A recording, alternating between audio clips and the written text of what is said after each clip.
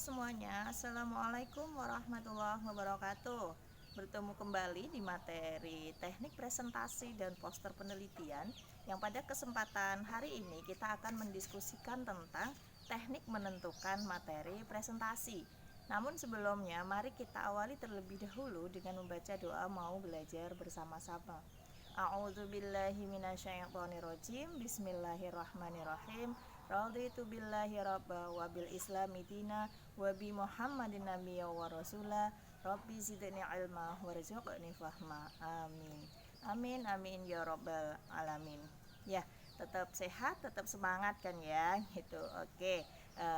Hari ini kita akan melanjutkan diskusi untuk mempersiapkan semakin teman-teman memahami bagaimana mempersiapkan sebuah presentasi, khususnya nanti hasil penelitian.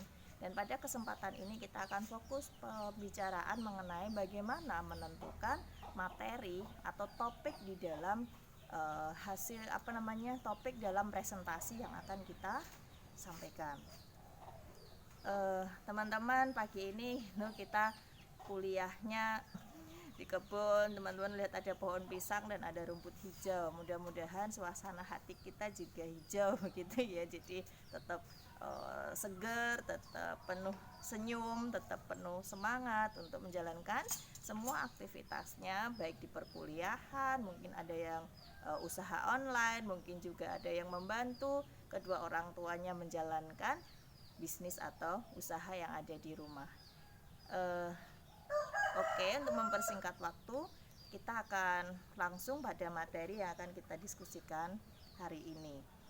Kalau kemarin-kemarin gitu ya, pertemuan sebelumnya kita sudah berbicara bagaimana membuat alat bantu yang menarik, bagaimana kemudian informasi yang harus kita sajikan di dalam sebuah alat bantu berupa PPT maupun poster hasil penelitian. Maka hari ini gitu ya, kita akan diskusi mengenai bagaimana menentukan materi presentasi.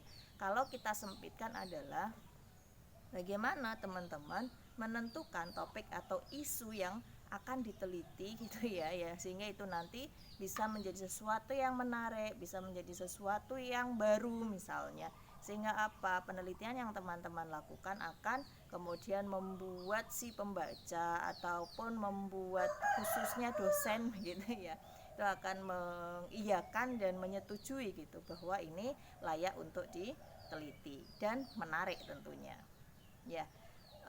Presentasi itu sebagai sebuah sistem pengiriman pesan gitu ya, dari komunikator kepada audiens. Di dalam istilah kita, maka komunikator ini adalah presentatornya. Jadi presentasi menjadi media untuk menyampaikan pesan kepada khalayak tentang informasi-informasi yang kita sajikan di dalam sebuah acara, khususnya sekali lagi dalam seminar khas penelitian yang mungkin sebentar lagi akan teman-teman hadapi begitu ya. Kemudian banyak hal yang dapat menyebabkan keberhasilan sebuah presentasi. Beberapa pertemuan sebelumnya sudah kita bahas, dan salah satunya adalah mengenai materi yang disajikan saat presentasi gitu. Nah, presentasi itu memerlukan topik gitu ya, topik atau isu yang dimana topik atau isu itu bisa kemudian menjadikan orang yang membaca atau mendengar itu menjadi tertarik gitu. Nah, maka ini seorang presentator itu kemudian bisa menentukan topik-topik yang kira-kira nanti bisa kemudian menarik perhatian oleh dosen pembimbingnya atau gitu ya, pada khalayak luas yang pada dasarnya nanti akan membaca karya-karya hasil penelitian kita. Ya, topik atau isu itu bisa diangkat gitu ya oleh seorang presentator dengan memperhatikan beberapa aspek gitu, sehingga tadi bisa kemudian menarik perhatian khalayak. Nah, materi apa kemudian yang mampu menarik perhatian khalayak begitu. Nah, ini tentu kita harus kemudian banyak-banyak membaca begitu. Nanti akan kita bahas satu persatu. Nah, yang pertama materi yang menarik itu adalah yang pertama, pilihlah misalnya adalah informasi yang sifatnya hot news. Hot news itu menjadi pembicaraan hangat gitu ya, menjadi pembicaraan hangat yang ada di khalayak luas, baik di dunia nyata, artinya di lingkungan sekitar kita dengan perbincangan maupun yang sedang viral di media sosial. Itu boleh gitu ya, yang sifatnya nanti regional, nasional maupun internasional.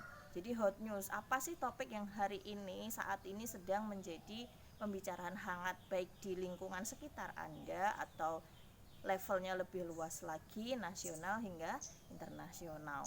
Contoh kalau hari ini yang hot news misalnya adalah tentang Omnibus Law.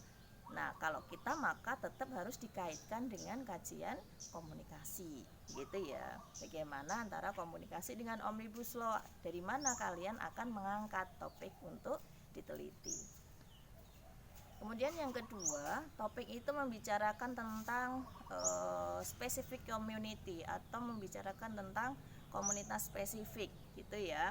Misalnya kelompok-kelompok yang khusus itu, misalnya nanti teman-teman tertarik untuk kemudian melakukan penelitian itu tentang perempuan dan tambang misalnya gitu ya, anak jalanan, tentang difabel, tentang nelayan perempuan, tentang pemulung, tentang isu-isu gender yang lain, itu bisa menjadi salah satu pilihan gitu ya untuk menentukan materi yang nanti bisa diteliti sehingga bisa menjadi hasil penelitiannya bisa menjadi sebuah materi presentasi yang menarik. Nah, kemudian yang ketiga adalah materi itu sesuai dengan kebutuhan audiens atau khalayak.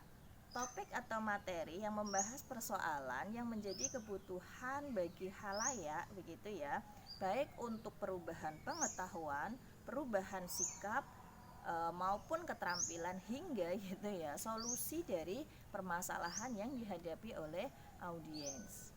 Gitu. Misalnya kalau kita sedang berbicara tentang kondisi pandemi COVID-19 hari ini, maka gitu ya, yang terjadi adalah adanya penurunan penurunan pendapatan masyarakat secara luas. Kenapa? Karena kemudian pandemi ini menyebabkan turunnya kemampuan daya beli, turunnya intensitas masyarakat untuk keluar rumah. Nah, itu bisa kalian kaji gitu ya, bagaimana kemudian pada masa pandemi ini komunikasi jika dikaitkan dengan peningkatan pendapatan masyarakat gitu. Kemudian bisa juga begitu ya, yang keempat adalah sebagai sebuah informasi baru begitu. Maksudnya adalah topik atau materi yang menyampaikan informasi baru ini adalah yang sesuatu yang memang belum diketahui oleh khalayak misalnya, sehingga khalayak merasa begitu, wah gitu ya, terperangah dengan apa yang kita teliti atau kita presentasikan. Contoh beberapa waktu lalu, sudah lama sih ya gitu, ada penelitian yang menyampaikan gitu bahwa sebagian besar gitu mahasiswi di DIY itu sudah tidak perawan gitu. Nah, ini presentasi ini luar biasa, cukup menarik perhatian khalayak, bahkan kemudian bukan hanya khalayak yang ada di Jogja tetapi juga khalayak secara nasional gitu. Orang tua mahasiswi yang ada di luar Jogja itu kemudian juga terperangah dengan hasil itu, dan kemudian ya ada dampak-dampak lain dengan hasil penelitian yang ada gitu. Tapi sekali lagi, untuk tidak hal-hal yang kemudian sensitif berkaitan dengan SARA begitu ya. Kenapa? Karena ini hal-hal yang kemudian justru nanti bisa membuat sebuah kondisi di mana sebagian kelompok akan merasa tidak terima atas materi presentasi yang kita sampaikan gitu. Selanjutnya bisa juga mengenai hidden issue begitu ya, informasi-informasi yang luput dari perhatian halayak. Kalau di dalam kajian jurnalistik ini bisa masuk pada jurnalistik investigasi gitu. Jadi bisa juga gitu teman-teman kemudian melakukan penelitian satu topik yang masih belum menjadi perhatian halayak luas, tetapi sebenarnya itu penting untuk kemudian kita kaji secara mendalam. Yang keenam misalnya adalah topik yang dekat dengan hobi gitu ya. Hari ini luar biasa hobi yang kita lihat di masa pandemi misalnya adalah bersepeda gitu. Nah, itu bisa saja kemudian menjadi topik dari materi presentasi yang kita sampaikan, tentu merupakan hasil penelitian. Kemudian misalnya hobi tentang olahraga ini banyak, bagaimana olahraga di masa pandemi, bagaimana membangun komunikasi gitu ya antara pelatih dengan atletnya begitu. Nah, ini bisa dikaji bagaimana dari aspek komunikasinya di bidang olahraga, atau misalnya dari fotografi, kemudian dari pariwisata begitu ya, traveling gitu kan. Kita hari ini sangat terbatas ya kesempatannya untuk melakukan traveling gitu. Nah, bagaimana kemudian Dinas Pariwisata misalnya mengemas pesan-pesannya agar kemudian dunia wisata ini tidak mati suri begitu karena pandemi, tetapi tetap bisa berjalan sehingga gitu ya pariwisata ini bisa memberikan hidup dan kehidupan bagi seluruh masyarakat yang selama ini berkecimpung di dunia wisata. Sekali lagi semua kita kaji dari aspek komunikasinya. Kemudian isu-isu atau topik-topik yang dekat juga dengan aktivitas keseharian kita. Misal ya teman-teman, hari ini ketika pandemi COVID-19 ada di Indonesia, semua kegiatan baik pekerjaan maupun sekolah itu ada di rumah. Teman-teman bisa saja mengkaji tentang bagaimana pola komunikasi di dalam keluarga pada masa pandemi ini. Apakah akan ditinjau bagaimana pada saat mendidik atau mengajari anak-anaknya ketika sedang belajar, ketika jam sekolah, atau kemudian bagaimana memotret kedekatan keluarga dengan adanya pandemi ini, bagaimana komunikasinya dan sebagainya. Ini bisa juga menjadi topik gitu ya di dalam presentasi yang akan kita sampaikan. Atau misalnya teman-teman juga boleh gitu ya meneliti hal-hal yang kontroversial. Tapi sekali lagi, kontroversial sarannya adalah untuk tidak menyinggung masalah SARA. Dan sebagai seorang peneliti maka harus menyajikan materinya itu dengan objektif, tidak boleh kemudian memihak salah satu yang sedang terjadi kontroversi itu gitu. Jadi materi yang kita sajikan nanti pada saat presentasi adalah materi yang ada di tengah-tengah begitu, bahwa kita ini adalah peneliti yang menyajikan hasil penelitian kita tentang kondisi atau topik-topik isu kontroversial yang kemudian ternyata menurut hasil penelitian ini seperti ini. Jadi tidak melakukan justifikasi berdasarkan subjektivitas Anda sebagai seorang presentator atau peneliti begitu. Nah, materi menarik tentu saja tidak cukup ya teman-teman gitu. Jadi materi yang menarik itu juga nanti perlu didukung seperti pembicaraan minggu lalu dengan gestur, intonasi, percaya diri tetapi tidak over PD, karena kalau kita over PD nanti biasanya akan sangat berpengaruh pada gestur kita yang bisa membuat halayak itu tidak merasa nyaman gitu. Terkesan menyepelekan halayak itu bisa saja jika kita over PD gitu. Kemudian ini yang penting lagi, alat bantu seperti minggu-minggu sebelumnya kita diskusikan.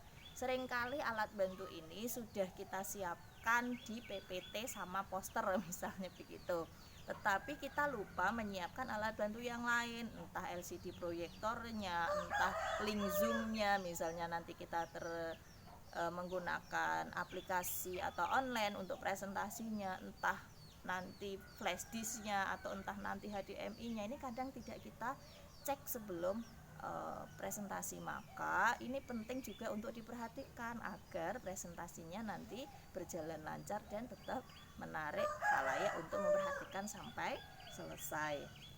Kemudian yang berikutnya adalah menguasai suasana ruangan dan juga menguasai audiens. Jadi kalau sebelum presentasi gitu ya, maka teman-teman sebaiknya melihat kondisi ruangannya, bagaimana sih setting tempat duduknya, di mana nanti saya menyampaikan presentasi, siapa saja halayaknya, berapa luas ruangannya dan sebagainya. Nah, ini menjadi penting untuk kita ketahui.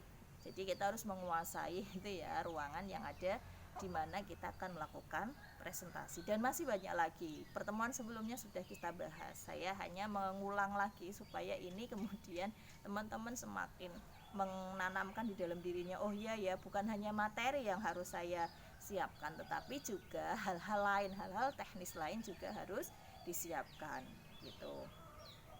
Nah, kemudian apa gitu ya yang harus kita lakukan supaya kita menemukan topik-topik atau isu-isu yang menarik untuk kita sampaikan kepada khalayak melalui hasil penelitian kita.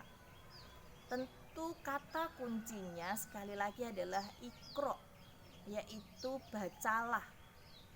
Bacalah apa? Bacalah buku, bacalah jurnal, bacalah berita, bacalah berbagai referensi yang ada di sekitar kita, termasuk juga gitu ya, yang dinamakan membaca adalah membaca situasi kondisi yang ada di tempat kita tinggal, yang ada di kabupaten tempat kita tinggal, yang ada di skala nasional gitu ya. Jadi kita melakukan pembacaan atas perkembangan situasi dan kondisi yang ada di sekitar kita, baik secara lingkup terkecil itu, yaitu tadi contohnya adalah keluarga, maupun lingkupnya sudah global.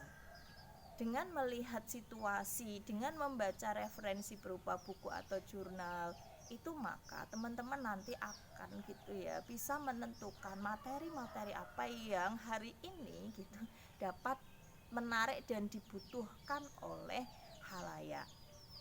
Ya, saya rasa demikian teman-teman untuk materi hari ini. Mari kita lanjutkan diskusinya di forum e-learning. Terima kasih, kita akhiri dengan membaca doa setelah belajar bersama-sama. A'udzubillahi minasyaitonirrajim. Bismillahirrahmanirrahim. Raditu billahi rabba wa bil islami dina wa bi Muhammadin nabiyya wa rasula. Rabbi zidni ilma warzuqni fahma. Amin. Billahi taufiq wal hidayah. Assalamualaikum warahmatullahi wabarakatuh.